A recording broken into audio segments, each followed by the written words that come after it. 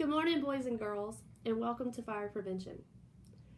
Today we're going to talk about checking your smoke detectors, kitchen fires, and a little bit about our day-to-day around the fire station. With your smoke detectors, we recommend that you check the batteries once every 6 months. When the time changes, it's time to check your batteries. We also recommend that you change them out once a year, so speak with your parents about your smoke detectors at home. As far as a meeting place goes, we used to teach that you would meet at the mailbox.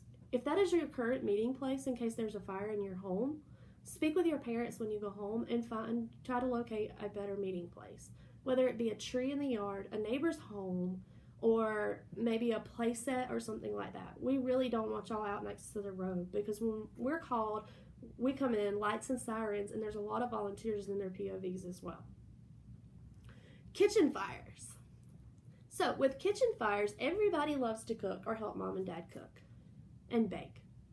And I'm sure everyone in this class loves some pepperoni pizza. Mom and dad, do you maybe put your boxes of pizza into the oven? I know I have.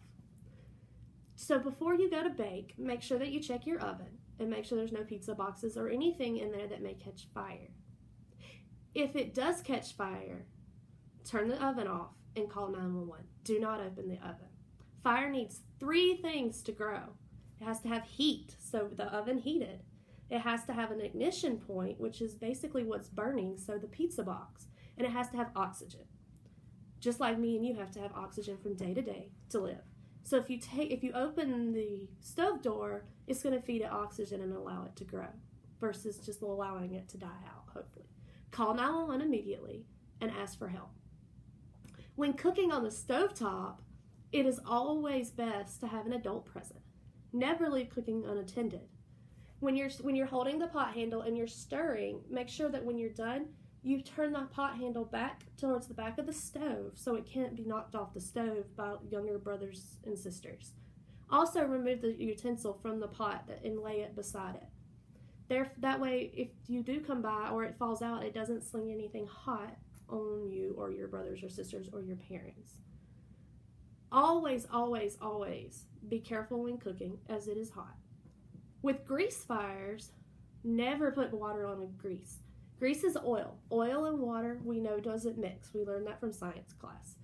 So if you have a fire when you're cooking with grease, whether it be fried chicken or sausage or whatever that may be, holler for a parent or an adult for help and do not put water on it.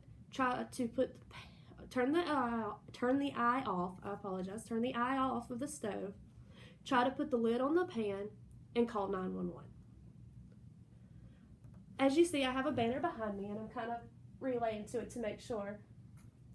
We're going to go over it again. Always stay near the stove when cooking. Never leave it unattended. Turn it off if something happens and catches fire. Call 911 and do not put water on grease fires. Day-to-day operations in the fire station. Our guys arrive here first thing in the morning, and they're here for 24 hours. We have a fire chief that's here for 8 hours a day, and a fire marshal as well. From day to day, they do daily tasks from housekeeping to keeping the fire engines clean, maintaining and maintenance on the tools, and running calls. So we may get a fire, or we may have a car accident, or we may have a medical call. And they have to be prepared. There's hours upon hours and years upon years of training that goes into all of these. If they get a call, the bell rings, and dispatch from the county will tone them out to the call, tell them where to go and what to expect when getting there. If at all possible, try to speak with your parents to make sure that your house numbers are posted so that it's easier to find your address. Make sure that you know your address as well so that you can tell dispatch. All right, boys and girls, I hope you have enjoyed this video, and I hope you have a wonderful day, and happy Fire Prevention Week.